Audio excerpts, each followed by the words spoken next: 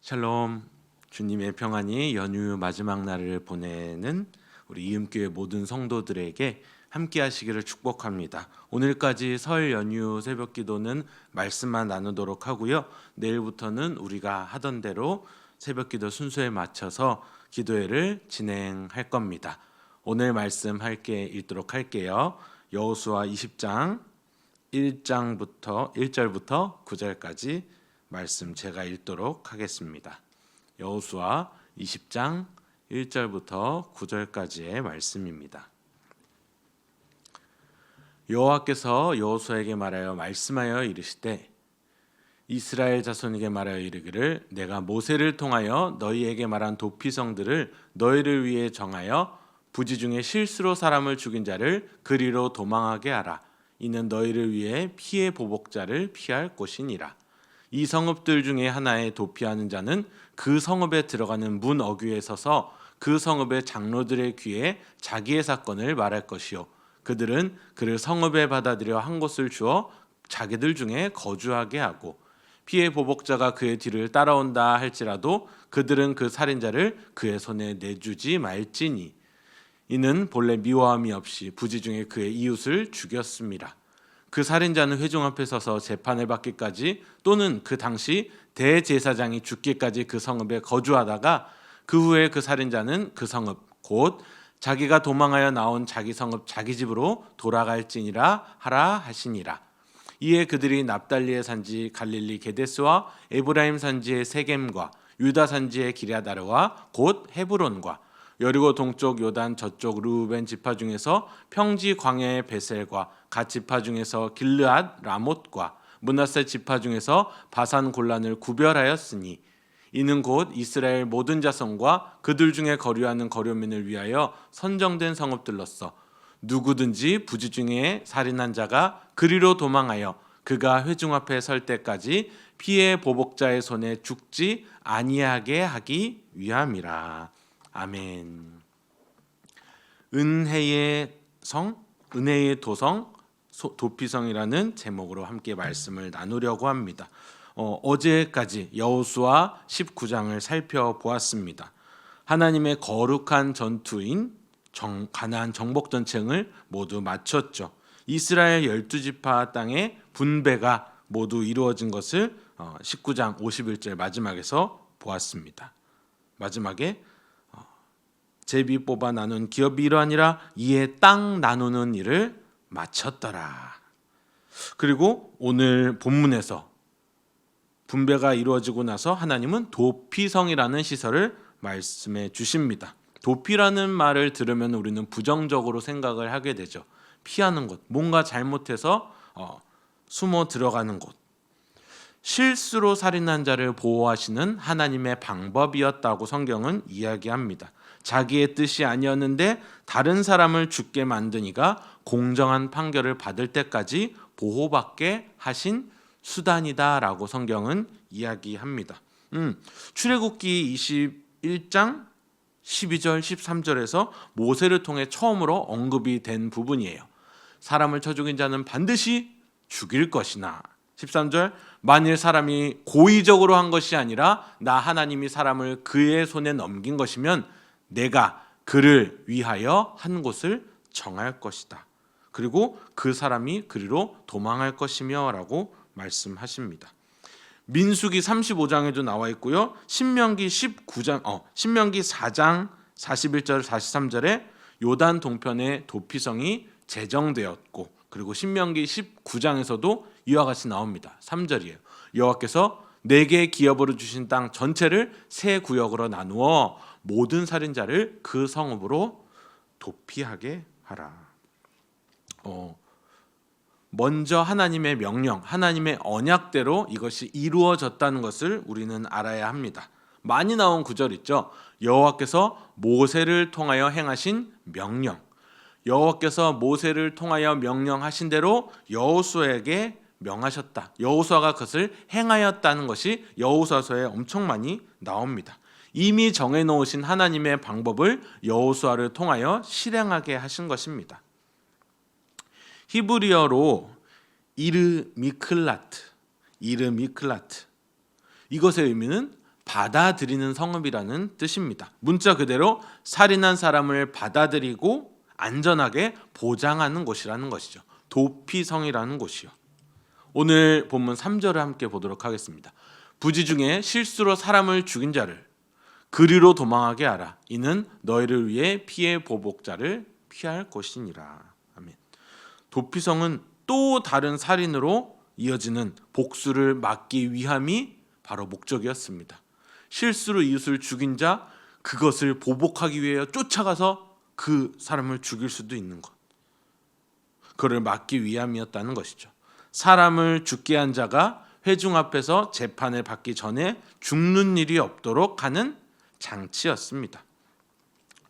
출애굽기를, 민수기를, 그리고 신명기와 여호수아를 곱씹어 보면 곱씹어 볼수록 뭐가 느껴지냐면은 하나님이 이 살인이라는 것을 어떻게 생각하셨는가? 실수로 사람을 죽게 할 수 있음을 하나님이 인정하신 거라고 볼 수 있어요. 사람이 저지를 수 있는 최악의 죄가 살인인 것을 말씀하시면서 고의가 아닌 실수에 대해서 하나님이 언급하시는 내용입니다. 과실치사라는 것도 과실, 이런 단어 우리 많이 들어봤잖아요. 참으로 판단하기 어려운 부분인데 진짜 실수로 사람을 죽게 만든 것인지 고의로 사람을 죽인 것인지 당사자의 의견이 제대로 말씀되지 않으면은 이걸 판단할 수 없는 부분이에요. 근데 이걸 어떻게 하게 하셨냐면은 4절 말씀입니다. 이 성읍들 중에 하나에 도피하는 자는 그 성읍에 들어가는 문 어귀에 서서 그 성읍의 장로들의 귀에 말하랍니다. 자기의 사건을 말할 것이요. 말하면 그들은 그를 성읍에 받아들여 한 곳을 주어 거주하게 한답니다. 그 성읍의 장로에게 자기의 사건을 말하기만 하면 됩니다. 뉘우치는 마음을 가지고 그 성읍에 피해 있으면 됩니다. 피해 보복자가 그를 쫓아올지라도 그 성읍의 장로는 그를 내어주어서는 안 됩니다. 하나님의 명령이기 때문입니다. 6절이에요. 이 도피성으로 피신한 사람이 위협을 당하지 않고 다시 그의 집으로 돌아갈 수 있는 방법은 단 2가지라고 성경은 이야기합니다. 하나는 정당하게 재판을 받고 땅땅땅 무죄를 받는 것. 공정한 재판을 통해서 무죄가 딱 선언됐을 때 그는 풀려날 수 있고, 그리고 또 다른 하나는 당시에 대제사장이 죽게 되는 경우를 이야기합니다. 대제사장, 뭐한 사람입니까? 사람 편에 서서 하나님께 예배를 올려드리는 사람이다. 제사를 드리는 사람이에요. 백성을 대신하여서 속죄의 제사를 드리는 사람이었습니다. 백성의 모든 죄를 하나님 앞에 고하는 속죄의 제사.